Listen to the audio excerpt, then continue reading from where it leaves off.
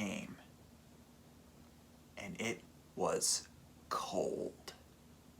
Episode 8 of The Last of Us, When We Are in Need, is the critical moment in the story of The Last of Us, the first one, where Ellie reaches a very, very critical point in her character journey. After what happens with Joel at the University of Eastern Colorado, she's looking for medical supplies and trying to keep them alive by hunting for food. And along the way, she runs into a group of people led by David and James, and discovers that they are a very twisted type of group. For anyone who's new, thank you for tuning in, and if you're not familiar with the game, I won't spoil any big specifics for what happens later in the future, but I was really excited to see how they would interpret this part of the story, and it did not disappoint. I literally watched it this morning before I had to head out for work. As with the previous episodes, this episode delves into the further exploration of certain survival groups. This one, with David's group, we see that it's a religious cult that he's in charge of. I think in the original game they do allude to him being a leader. This time it's a lot more obvious. He reads scripture from the Bible, he leads people in prayer, and he leads his people through fear and intimidation, including slapping the hell out of this one girl who questions what he's doing. Even his friend James, who's played by Troy Baker in this episode, challenges his decision making. He gets these evil glares from David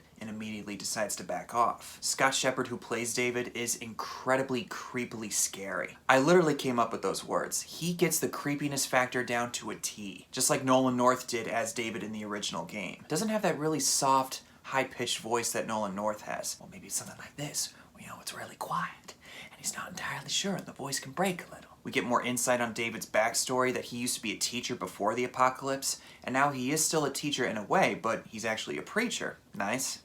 Rhymes. The fact that he was a teacher before the outbreak should really tell you just how scary this guy is. Because teachers can be scary to their students.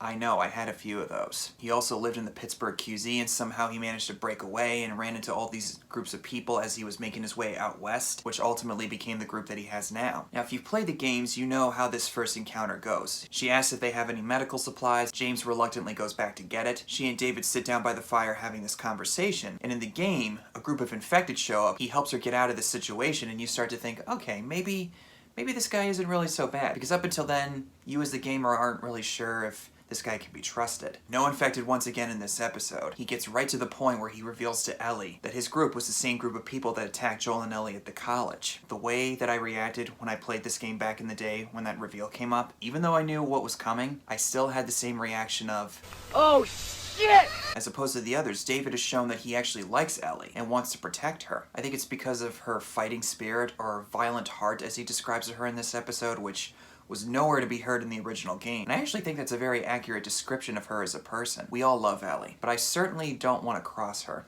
She was pointing a hunting rifle right at David and James. If she wanted to kill them, she would have. I mean, Dina says to Ellie in Last of Us Part 2, they should be terrified of you. As for Troy Baker, very small part, but he's great in this one. For those of you who don't know, he was the original actor for Joel in the previous 2 Last of Us games. Kind of a neat Easter egg to have the original actor in there. Doesn't really say a whole ton. He just walks around, stands around with a gun, trying to convince David that maybe they should kill this girl. Subtle, yet perfect acting from him. I'm not just saying that because I met him at Comic-Con some years back. Ellie waking up in the cage is where she discovers that this group of people is a group of cannibals, where she discovers this human ear lying underneath their cutting table. In the game, it's a more gruesome image how she discovers this information, and it turns out only a few people in the group know about this. I guess you could assume that with this young girl who lost her father at the hands of Joel, when she asks, when are we going to bury my dad? David says, we'll bury him in the spring. The ground's too cold right now. You could probably assume that actually we're having your father for dinner tonight. But The Last of Us as a whole, not just this television show, but also the games, goes to convey to the audience that people are going to do whatever they think is necessary to survive in a situation like this. Naturally, just how I felt, Ellie's repulsed by this information, basically calling David an animal. David calls her out on this, saying, you killed to survive, so who are you to judge me? And there's a line that he has here where he actually admires the cordyceps fungus and how it is able to help those people that it infects. What does cordyceps do? Is it evil? No. It's fruitful. It multiplies. It feeds and protects its children. And it secures its future with violence if it must. Just when I thought that this guy couldn't be any more twisted than he already is. And it looks like that Ellie might go along with this guy, since he says that he needs an equal with him. He needs someone to give him some kind of advice or guidance. But then she breaks his finger and tries to steal the keys, and he bangs her head into the door to knock her out. And she says the infamous line from the original game. Tell them that Ellie is a little girl who broke her finger! How did you put it? Tiny pieces? See you tomorrow, Ellie. Then we get to see Joel interrogating two of David's guys looking for them. We see something similar in the game where Joel wakes up and you as the player take Joel out into the street to look for Ellie. Then he interrogates the two guys for information on where Ellie is at. This one he actually manages to get the drop on the two of them, ties them up, and well, I'm not going to say specifically what he does because just the thought of him doing that. Oh, God. This shows you just how far he's gonna go to protect those he loves. He did it for Sarah when he attacked his neighbors who got infected, and in this one here, when his pseudo-daughter gets captured by this ragtag group of people who are just deranged maniacs, he's gonna do the exact same thing. You mark it on the map, and it better be the exact same spot your buddy points to. I ain't telling you. It's okay. No. I believe him. No.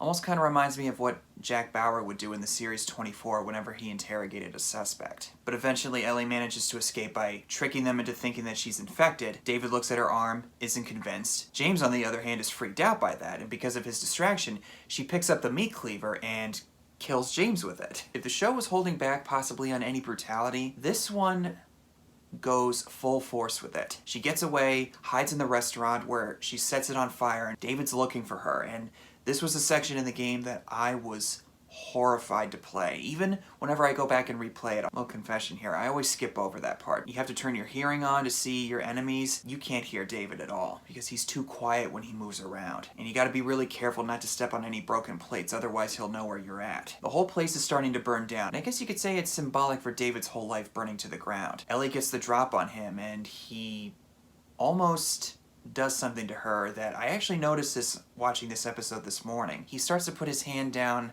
near a certain spot on Ellie's body. You could probably guess what that is. Hence why she was freaked out in the original game and in the show. Ellie grabs the meat cleaver and viciously kills him with it. We don't need to see how he looked after that.